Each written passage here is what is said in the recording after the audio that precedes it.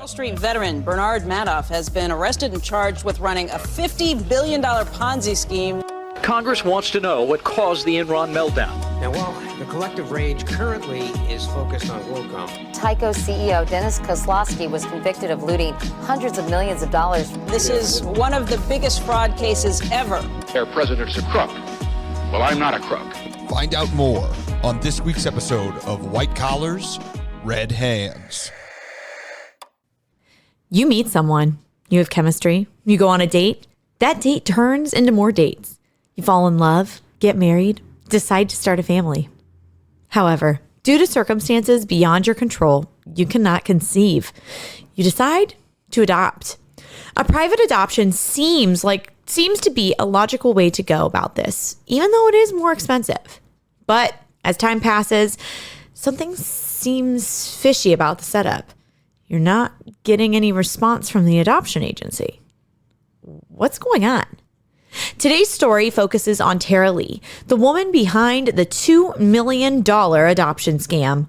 Find out what happened on this week's episode of White Collars, Red Hands. Oh, man. And her sister makes such good muffins, too. I know, Sarah. Yeah. Sarah Lee. Yeah. Weird they made them rhyme. But, you know, one person, she runs a bakery. The other person can't have kids. So yeah. Life giveth and life taketh away. So. And we giveth to you. Welcome back to another episode of White Collars, Red Hands. I'm Kashan. And I'm Nina. And this week we're talking about Tara Lee and her adoption scam. This is actually pretty crazy. It's actually pretty one of a kind. We'll talk about in the episode. Not very many adoption scams out there. So, oh, really? Yeah. Oh, man. I figured they'd be rampant. I don't know. You would think, but this is kind of like, I'm going to give it to Tara Lee. This is a pretty untapped territory. Okay, so what you're saying is that if there's people out there in the audience right now that are like, what's my niche? Where do I fit in scamming people? That there's a big open market in the world of adoption scams? Yes. Oh, okay. Well, take that one down, folks. Yeah, write that down. Adoption, we hear a lot about it in the United States. We know that we have a foster care issue. In the United States, there are over 390,000 children who are in foster care. 113,000 of those children are eligible for adoption. Children wait on average 3 years before being adopted. How are you in foster care not eligible for adoption? What does that mean? So if you, actually, here, let me tell you this next part. If you're listening outside of the United States, the foster care is a system that is put in place by the government. If a parent is deemed unfit to care for their child, the child is taken away by the state and placed into the care of someone who the state deems to be safe. The goal of foster care is to have a child cared for by a trusted adult while the parent rehabilitates. In some cases, unification is possible, and after some time, the child can go back to living with their parents. This isn't always the case, and there are times where the parents' rights are removed, and then the child is put up for adoption. So that's why in some cases, the parent is actively working to fix the situation so that they can be unified with their child again. Okay, so the ones that aren't up for adoption, their mom just might be like kicking a crack habit. Yes. Okay. Yeah, and with the drug epidemic in this country, a lot more children are being placed into foster care. And so when those parents hopefully kick their habit, they're able to, get their children back. It's fair. If there's one thing I know about fentanyl is that it does not make you a good dad. Nope. And there are other cases where there's you have a situation where one parent is abusive and then the other parent is not, but they just haven't, the children have to be removed from the home. And it's kind of like until that one parent is able to leave the situation, then they can be reunified with their children. There's a lot of different scenarios in which children can be reunified with their parents. Sad. It's super sad. It's super sad. And sometimes it's a good thing, but not always. Adoption is a great option for families who are unable to have children and want to grow their home. Or people who just don't want to have kids. It's okay. Like if you can have a kid and you don't want to have one, adoption is always an alternative. You mean like if you get pregnant and don't want to have your kid? No, I just mean like if you have the ability to get pregnant, you want a child, you don't have to birth your own child. Right. Yeah. Yeah. Yeah, you don't have to do that. There is not a one-size-fits-all approach to adoption. There's actually several different avenues that you can take if you want to welcome a child into your home. Some of the most common types of adoption are adopting a child through the welfare system, which this one's pretty self-explanatory. Most of the time when a child is adopted through the welfare system, they end up being adopted by the family who was fostering them. It's also called like foster to adopt, which sounds like I'm talking about a dog, but I'm talking about kids. So you can try them out first, though. You can give them a trial run and be like, I don't want this one. Or I'll keep this one in the home, sure. That's kind of what it sounds to me. Is that you could be like, hey, well, this one. Not to be like super like harsh, but yeah, like basically. It's like, oh, this one's not going to be Michael Orr. Well, it's the the Blind Side. Yeah, the guy from the Blind Side. So you're just this one's not going to be Leonardo DiCaprio. Let me get a child I can capitalize on. You know? Yeah. Well, Leonardo DiCaprio was adopted. Did not know that. Yeah. Okay. So. That was a good investment on his parents' part. Damn.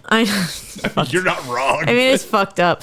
Another common way for children to be adopted is internationally. In some cases, families will decide to adopt a child outside of the United States. This method of adoption is usually really tricky, and it's first of all, extremely expensive, and it is often hard to get citizenship for your child after they are adopted. It's tricky. This is known as the Brad and Angelina method, though, right? I think in certain circles. Like, what do you... Go ahead and explain that. Brad and Angelina. Yeah, they have a ton of kids from different countries. Yeah. Yeah. It's a joke. It's a bit. Yeah. No, it is definitely the Brad and Angelina People get that, right? Is that old that people don't get? I mean, they've been divorced now for I guess I don't know how long. Like 10 years. Goddamn. No, Time it's been a long time. The sands keep dripping from the hourglass. Like scarily, there was that like time period where a lot of people, like, it was like trendy to adopt a baby from China. Which. Well, they had that policy. Well, yeah. So. Up until recently. But yeah. Relative or kinship adoption is when a relative will adopt the child. Adult adoption is actually a thing. This is when a child is in this is what this usually means when this happens, is a child is in foster care and living with a family when they are 17, and then during that time that they are living with the family, they turn 18, and the family will then decide to adopt them after they turn 18 years old, thus resulting in an adult adoption. I'm just wondering what legally happens if you adopt an adult. Like, what is the difference now? Can they? Oh, I guess they could be on your insurance until they're 25. Yeah, 26. Yeah. So that's something, huh? Okay, never mind. There are reasons. There's reasons. Also, like, I think actually, this wouldn't. I don't think this would apply because I was going to say for like collegiate purposes, but not necessarily. But another reason for like adoption would be like, say that child's hurt or in the hospital, and then, you don't have any sort of guardianship over them. So you wouldn't have any like, you may not be able to visit them or like help them make calls in regards to their medical care. Fair enough. You can still be their medical power of attorney, but fair enough. Yeah. Or, I've thankfully never been in this situation, but I think it's also like you are part of our family, and like this is our public way of like demonstrating that is by adopting you. Ew, icky family. Ew, family. Ew. The final way that people will adopt in the United States is a private adoption. Private adoptions are usually done through an adoption agency. The agency will have pregnant mothers contact them, letting them know that they want to put their child up for adoption. The agency will then show potential families to the mother, and the mother will decide who they want their child to be adopted by. The issue with this type of adoption is that it can also be very expensive, sometimes upwards or more than $20,000. I will say though, if I personally decided to, I got pregnant and didn't abort it and wanted to put it up for adoption, I probably would go this route because I would want to choose where my child is going and who is going to be raising my child. Yeah, this is always the one you see in like Lifetime movies. Oh, yeah. When a teen is pregnant and they're this is like Juno, right? Well, she didn't go through an adoption agency. She found them in the newspaper, but yeah, weird thing to post in the newspaper. Like, any pregnant teens in the area? yeah. We'd love to take that baby off your hands, you know? Well, there was this thing going around on social media, like on Facebook for a while, that it would be like couples like posting an ad looking to adopt a baby. And it was super sketchy. They'd be like, hey, you don't want your baby? We'll adopt it. I'm like, oh no, this baby is going to be trafficked. I don't. Craigslist vibes, yeah. Yeah, it's creepy. I just leave mine in that box where you can leave them for free at the fire department. At the fire department? Yeah, just, you know. Yeah. And then did you know that if you drop them off at the fire department, they get raised by the firefighters? Oh, that's cool. Like Dalmatians. That's yeah. cool. Yeah, it's pretty cool. That's cool. You can make like little baby firefighters. Yeah, who wouldn't want to see a baby slide down one of those poles? I mean, I think that's adorable. Come on. A baby in a firefighter outfit? So cute. Uh-huh.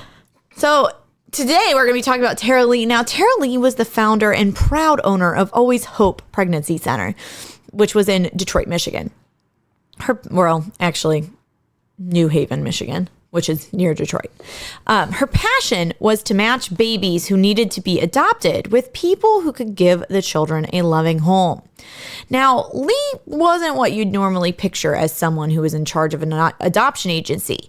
Lee was described by many as, quote, rough around the edges. She was covered in tattoos and had a sailor's mouth. Nothing wrong with that. Her tougher than nails personality made it so that people could trust her, and they knew that she was a woman of her word. She was very down to earth, no nonsense. She was someone that a lot of people could relate to. I'll make sure your kid gets to a good place. Don't wait. Literally. Newport. Lee was proud to tell families that her adoptions never fail. Many adoptions do fail because of various reasons, but she ensured families that this wasn't the case with her agency. Many families put their trust in Lee, including the Matheny family. Mike and Teresa Matheny were a couple living in Atlanta, Georgia, who desperately wanted a child. They had been trying for many years to conceive and even tried to do in vitro fertilization in hopes of making their dreams of becoming parents come true. Right, flex. They got IVF money. They got IVF money, baby. Okay.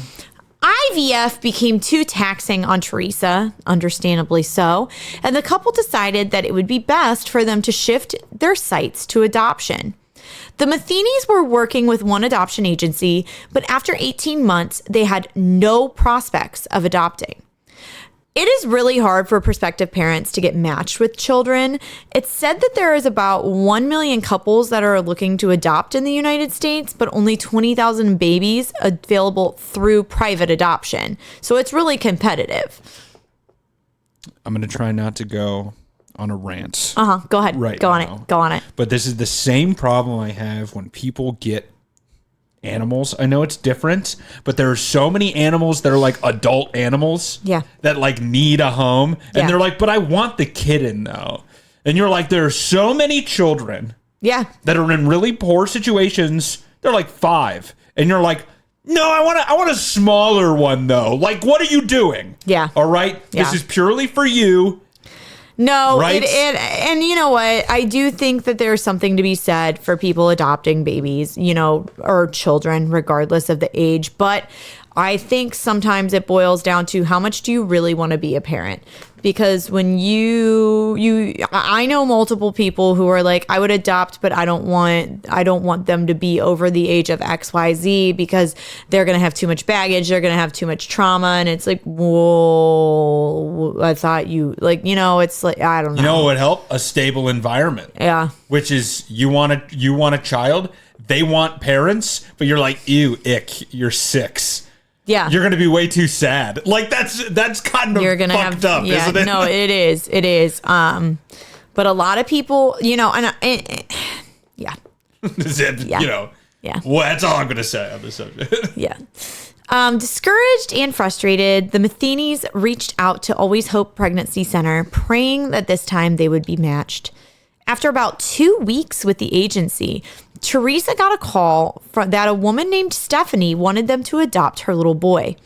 Stephanie was a woman in her 40s who lived in Michigan, and after a lifetime of struggles and disappointments, knew that she could not raise another baby and wanted to give her child a better shot at life.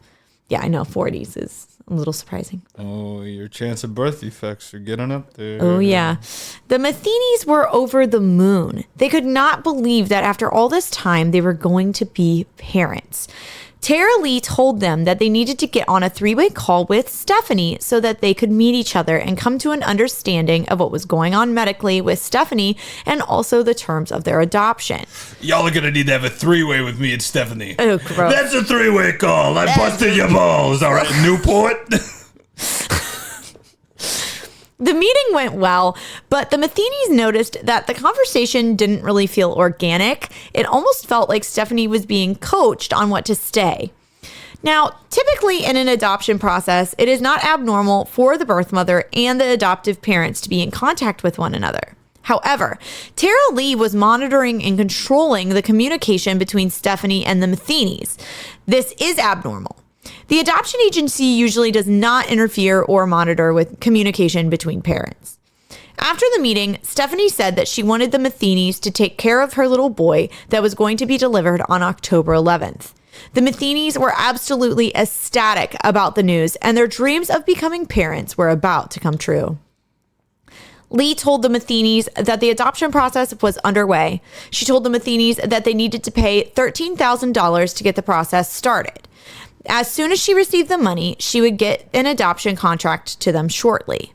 However, that contract never came. And I will say that this is something I learned through researching this episode, is that with private adoptions, you do pay for the mother's expenses during the time of her pregnancy. And this includes rent, food. Rent? Yeah. Whoa, okay. Or at least in this case, it included rent. Rent, food, medical expenses. So, them paying this sum is not unheard of. And it in itself, now there being no contract was definitely sketchy. Yeah, you don't give anybody money. Don't give anybody money without a contract. But oh my God, I'm asking for $13,000 sounds crazy, but actually it really wasn't that crazy. Well, you said it could be 20,000 plus, so I'm sure that sounded reasonable to them. Right. So not getting the contract is kind of where things start to take a turn with the Matheny's. Both Teresa and Mike were uneasy with the fact that they had not received a contract for the adoption and started asking Lee about it. Whenever the couple would request updates on the contract, or they would request an update on the contract / when would they actually get the contract, Lee would kind of ghost. If they contacted her about anything else, though, she would respond. One time, Lee gave the excuse that she wasn't going to be able to get the contract to them because she was leaving the country to go to Ghana with her daughter to take school supplies over to impoverished Ghanaian children. Which, okay. Crazy, so random. When Lee got back from her trip, the Matheny's put pressure on her to receive the contract because their son was supposed to be born within a week. Lee told them that they had longer than a week, that their son was supposed to be born at the end of the month. This raised even more red flags with the Matheny's because how could Lee mess up their son's birthday? First it was October 11th, now it's not going to be until the end of the month. Lee claimed that she had gotten the birthday confused because Stephanie had not received prenatal care for the first few months of her pregnancy. As the day approached, the Matheny's were a ball of nerves and excitement. They had their nursery prepped and ready. They couldn't wait for the change that was about to come into their lives. They had packed up the car to head to Michigan in the morning. This couple lived in Atlanta, and they were going to drive all the way to Michigan to adopt the baby. Oh, jeez. Yeah. Always Hope Pregnancy Center worked across, international.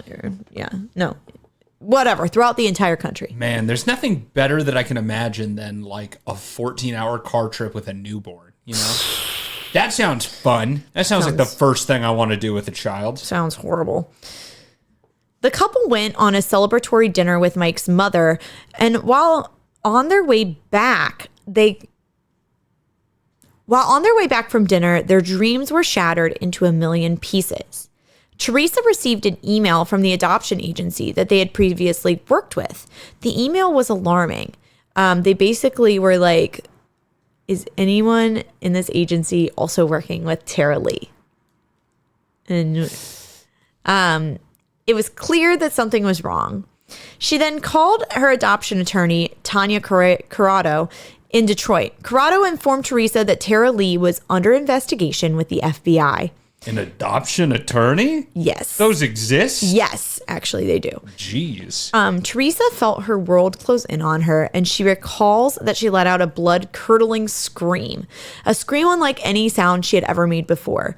Not only did they give Lee their money, but they may no longer have a baby. Corrado advised the couple to come up to Detroit. It was on that trip that they realized they never had any proof of Stephanie's baby even existing. No pregnancy photos, no ultrasounds, nothing. They had no idea what was waiting for them when they got up to Michigan. So, yeah. Scary stuff. I know, it's the city of Detroit. I know.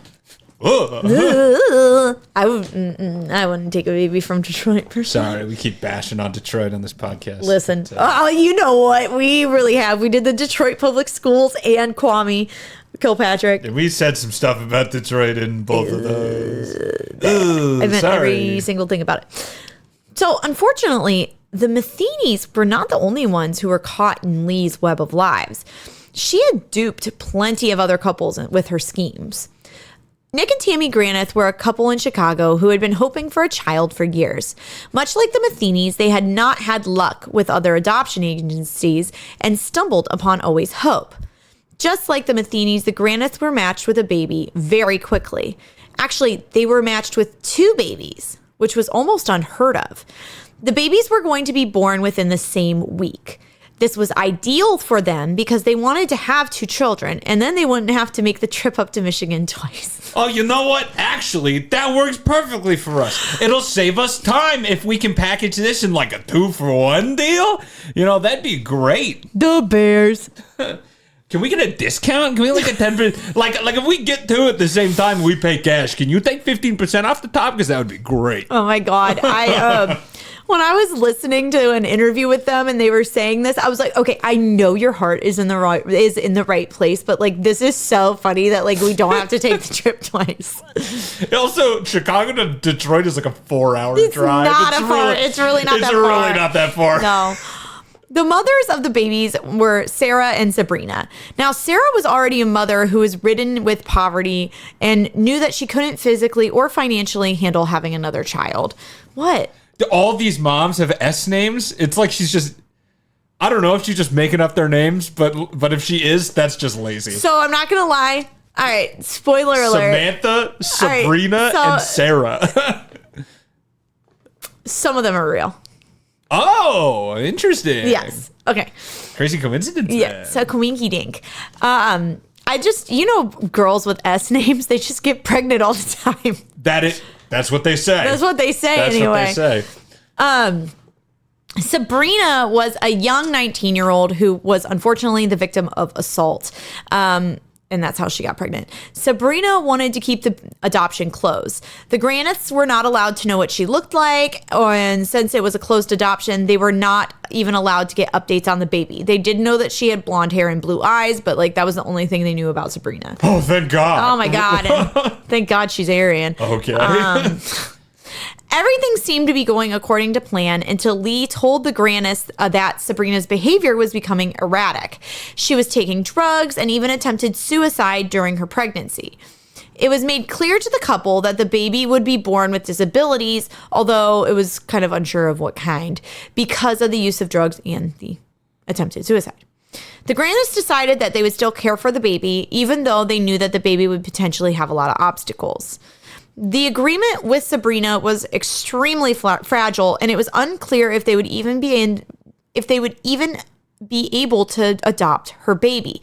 Now, this is also something that I have heard in the past and was confirmed in this episode, that a lot of times these types of adoptions do fall through for one reason or another. Most of the time, though, the mothers do decide that they want to keep the baby. And so, up until that baby's born, you think you're going to get a baby, and then the mom will change their mind. So... Do you get your money back for that's probably callous, but like if you paid for all their medical bills and for their rent and their food for like 9 months and then they were like, I kind of want this. Yeah, I'm At the not end sure. of it, I'd be like, I'm not sure how. I'm going to need that 15 grand back though is the problem. Yeah, I'm not 100% sure how that works, to be honest with you. All right. One day, Lee called the Grannis and told them that she accidentally showed their profile to another mother, Stephanie. They were asked if they would be open to adopting Stephanie's baby.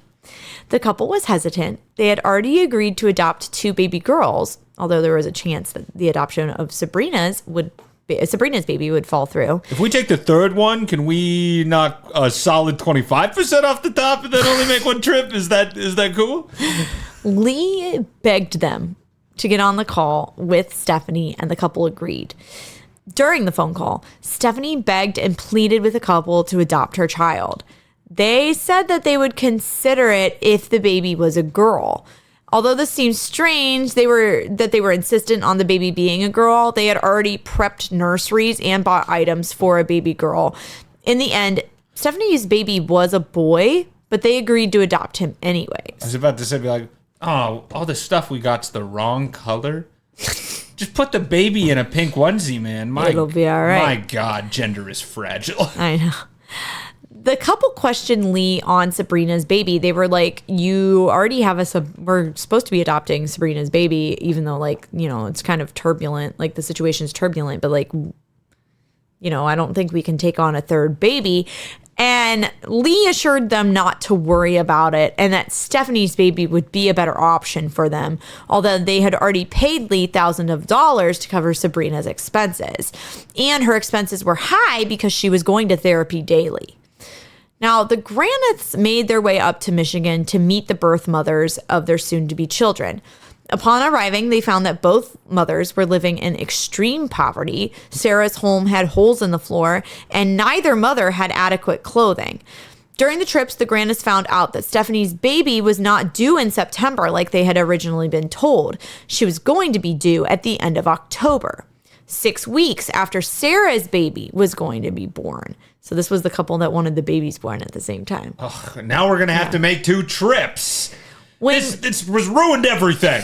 Why couldn't you be less pregnant now? Be less pregnant. Ugh. Can we just do a C-section early? I mean, really. Just get it That's out. why we have them anyway. Just get it out. We're here. The car's here. We don't get good gas mileage. I got both seats in the car. Come on. When questioning Lee about the incorrect due date of the baby, Lee told them that Stephanie wasn't getting prenatal care and she didn't know what she was talking about. It was also noted that Lee would find and prey on women that were less fortunate, and she would go to methadone clinics, things like that, and pass out her business cards so that she could get these women's babies. Both couples noted that Lee would speak poorly about the birth mothers, often saying things like, "You know how these women are." It seemed as though she thought less of these women while also saying that she wanted to help them. She was talking out of both sides of her mouth. Hey, I only serve the best babies from the worst fucking women, all right? That's what you got here. It's how they have a personality. How do you think I get babies off at these prices, okay? I'm undercutting all the competition. It's because all my mothers are down at the methadone clinic, okay? The time came for Sarah to have her baby girl. The Graniths made their way back up to Michigan, but chaos started to ensue. Upon arriving at the hospital, Sarah really didn't want to talk to the Graniths, and she appeared to be angry. Had nothing to do with a baby coming out of her. Lee said that she was having second thoughts about the Graniths adopting her baby because she didn't want them taking care of 2 babies at once. She was also worried that her daughter wasn't going to be taken care of as well as she would if she was an only child. She also said that she was worried because Stephanie was racist. And so she was worried that, like, when Stephanie's baby came out, that it would be racist. And That's her how daughter, that works. And her daughter was going to be mixed race. So she was like, I don't want her brother to be racist against her. But then they were like, do you even know Stephanie? Like, what? Sarah, have you been doing drugs again? Well, when the truth came out, Sarah was actually upset because her expenses were not being paid for like she had been promised. Her rent, her food, medical bills had not been paid, even though she had been assured that they would be. Now, the Granists were confused. They had paid Lee thousands of dollars to cover Sarah's expenses. Where had all the money gone? Lee assured the couple that Sarah was lying. She had been paid, and she probably used the money on things that were unimportant. Drugs. Now, the couple wasn't convinced. While in the hospital, the couple was wondering if they would run into Sabrina because she was supposed to be giving birth to her baby at the same time. The truth would come out that Sabrina never existed. Lee made her up and made up the entire horrific story about her getting assaulted, her trying to commit suicide. All of that was a fabrication. Oh, I'm getting these women mixed up. I'm sorry that I said that the other one was doing drugs. It was the fake one. It was a fake one doing drugs. Sabrina, the teenage witch. Yes. Now, Sarah gave birth to a baby girl, and the Granists had their daughter. While their daughter was in the NICU, it became clear that Stephanie was telling the truth about her baby not being due until late October.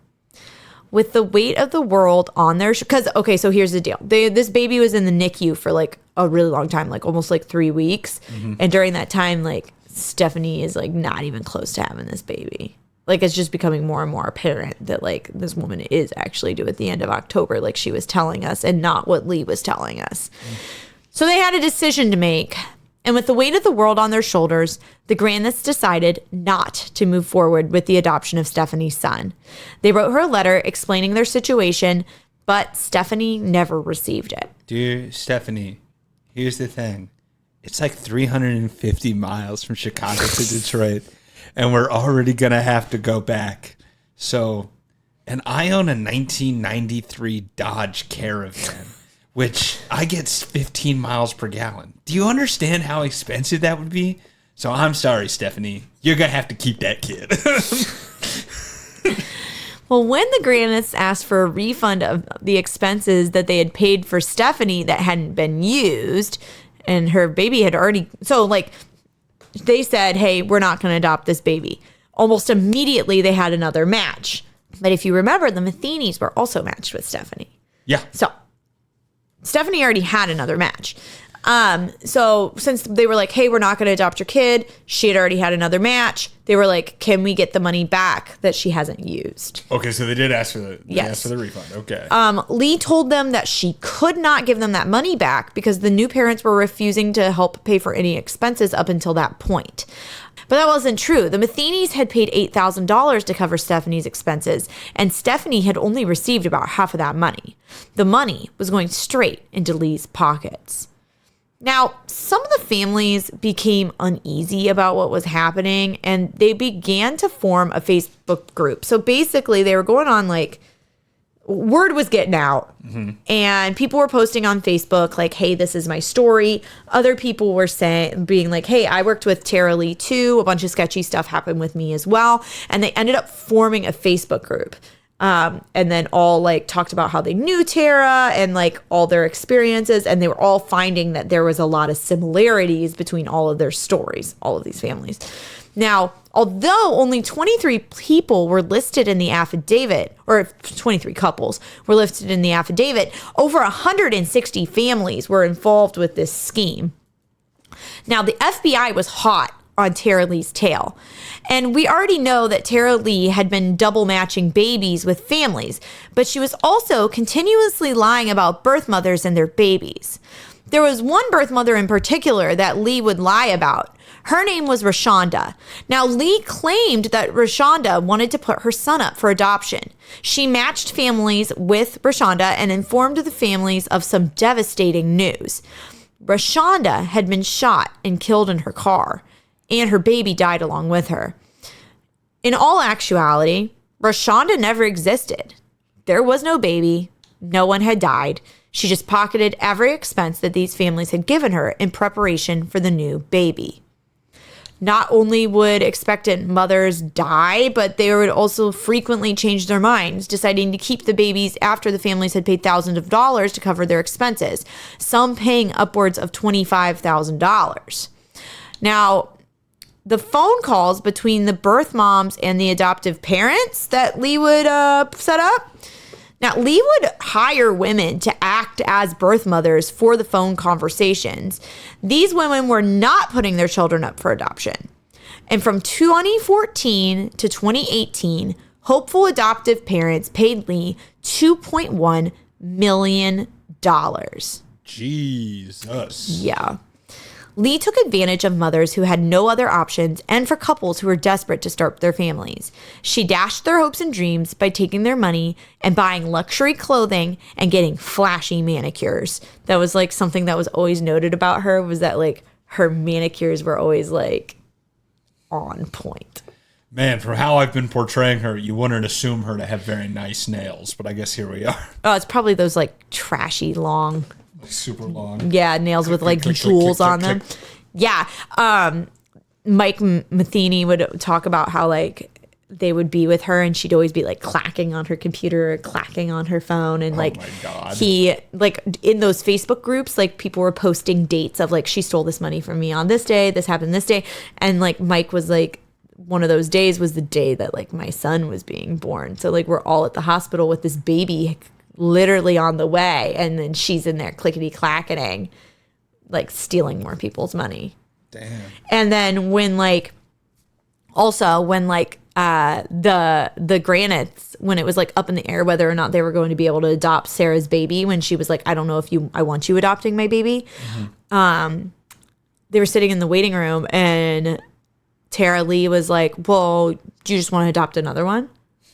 And they were like, what the fuck, dude? Like, this is like, they said in that moment, it became very clear to them that this was only business for her.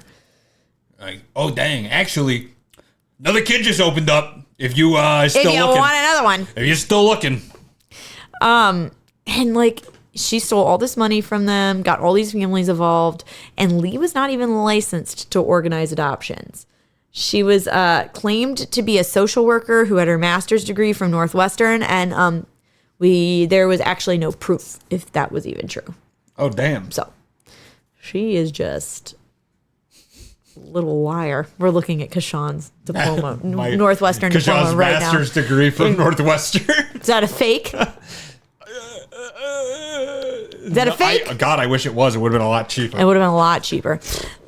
This case was so original that the FBI had to come up with new terms such as double match to describe what was going on. They had really never seen anything like this before. This was like a kind of like a brand new thing. That's what we were saying. Yeah. This is an open market. This Open niche market. Is there. Yeah. There's demand, guys. If you're a criminal. I felt like there was no good place to put this, but the Matheny's did end up adopting Stephanie's son. They were able to adopt him, but there was another family who was not just the Granites, but there was another family as well who was matched with him. So that's the same kid at least now to 3 different families. Yeah, the same kid to 3 different families, and who knows how many times that happened, where then, yeah, the adoption, like, quote unquote, fell through. You just got to do that thing in the Bible where you just split the kid. Oh yeah, to pull a King Solomon where he cuts the baby in half. Yeah, 3 ways. You're like, all of you get one. Each one of you get a portion of the baby. It's like Thanksgiving. Dibs on the leg. Oh God. Excuse me. So, with the FBI investigating her, Tara Lee was arrested and was sentenced to 10 years in prison in 2020. During her trial, she begged and pleaded with the judge for mercy, character witnesses coming in and asking for leniency in her sentencing because she had children at home. They begged for her family to be kept together, even though Lee had destroyed so many others. Lee is quoted saying, "I would swim any ocean, I would climb any mountain to undo the hurt that I did. I pray every night for the forgiveness of everyone on that indictment and for everyone not on that indictment." District Judge Bernard Friedman had no mercy for Lee. He called her evil and said that she deserved life in prison, which I don't know if she deserved life in prison, but Yeah. I mean, she stole a lot of money. She also did get some kids kids that obviously these mothers were not in a position to have children. So correct. It is probably good that she did pair them. She did and then I forgot to mention she got in trouble for 18 counts of wire fraud. That is what she ended up getting arrested with, was wire fraud. Mm-hmm. But I think more so than the wire fraud, I think the moral, what she did was so morally wrong. Oh yeah. You're playing with people's lives. You're playing with these babies, the babies that actually were real. You're playing with their lives. You're playing with these people who are trying to do good and bring a child into a more safe, stable environment into your home. You're playing with these mothers who are impoverished. They need this money and you're not giving it to them. You're playing with a lot of people's lives. And the other thing that's a little bit scary about this was the fact that she isn't licensed to, yeah, obviously that is a problem. well, there's a lot of avenues that she probably wasn't going through to ensure. I don't know. I should have maybe researched. I should have looked that up, but I don't actually know what you have to show adoption agencies to prove that you're that you're fit and able to take care of children. But I think it's purely financial, honestly. Which is you have to terrifying. make a certain amount of money per child, and then they go okay. Yeah, which is terrifying. You'll be good. You should have to show a lot more than that, but whatever. So who's to say that she even took the proper channels to make sure that these children were being placed with someone safe? She probably wasn't. Probably not. So yes, $2.1 million is a lot of money. It is not as much money as a lot of other cases that we've covered. However, morally, this is very bankrupt. This is very gross, especially because she herself was a mother and she just did not care for these women. She did not care for these babies, and she presented herself in such a way that was very misleading. Although Lee got her 10 years in prison, our story is unfortunately not over. On January 30th, 2025, just a few short weeks ago, it was reported that Lee would be moved from the prison that she was at in Alabama to a halfway house in Detroit. She remains in federal custody, but will be allowed many more freedoms. The families who are directly affected by Lee are outraged by this. Lee also claimed this whole entire time that she's had a bunch of crazy health issues in order to get sympathy and empathy from people. It was also an excuse for when she would ghost. She'd be like, oh, I had this happen. Oh, I had that happen. One time she told, I forget which couple it was, but she told one of them that she had gotten a concussion, and it was very, very clear that she had not gotten a concussion based on how she was acting. But Lee claimed that she had health issues, and that was what led her to being transferred to the halfway house. Teresa Matheny is saying that this was ridiculous for her to be requesting services for her health when she did not pay the mothers what they were owed for their health expenses. Lee is expected to be in the halfway house until 2026, until her release, which is 4 years earlier than what she was originally sentenced. That's normal. That's very normal. For nonviolent offenders, yes. That is normal. Yes. Adoption is seen as a selfless act. Opening up your home to a child in need and raising them as your own is something that many people would never do. Tara Lee used her position to prey on those who are desperate. Mothers desperate to help their babies, and couples desperate to start their families. In some cases, couples did get matched with a baby, and they were able to adopt. But dozens more had poured their hard-earned money straight into Lee's pockets, leaving the mothers without care and the adoptive parents with an empty crib. And that is our episode for today. If you liked what you heard, if you liked what you liked what you listened to, let us know. And you can also, if you want more where that came from, you can follow us on socials. We are on Facebook.com/WhiteCollarsRedHands. We're on Instagram at WhiteCollarsPod. We are on X at WhiteCollarsRedHand, right?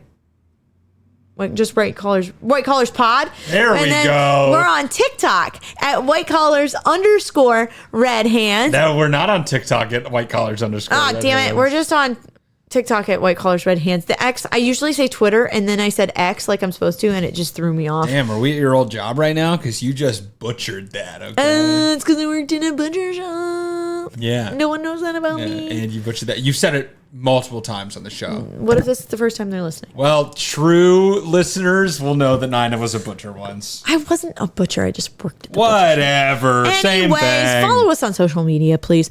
We're also on YouTube, and you can watch us there. You can see my beautiful shining face. It actually looks a little puffy today, but that's besides the point. Other ways that you can support us is by buying some merch. You can go to our website, whitecollarsredhands.com. You can click on that merch tab. It'll take you on over to TeePublic, and you can get a sweater like Kashan. There's also a bunch of other things that you can buy over there. Another way you can support us is by telling a friend. Word of mouth is a great way to tell anybody about anything and let them know that this podcast, that you like it. It's a good time. We've been doing this for a long time. We've got a lot of episodes out there, so it'll take you a long time to get through them all. 4.5 years. 4.5 years. What else? God, I'm not doing well today. Oh, if you hear of a white collar crime story and you're like, oh my God, I would love it if Nina and Kashan covered that, please send it our way. You can do that either via socials, or you can email it to us at whitecollarsredhands@gmail.com. And I think that's it. You know what? I think that's it too, Nina. It's got to be. All right. Thank you so much for listening, and we'll see you next time on another episode of White Collars, Red Hands.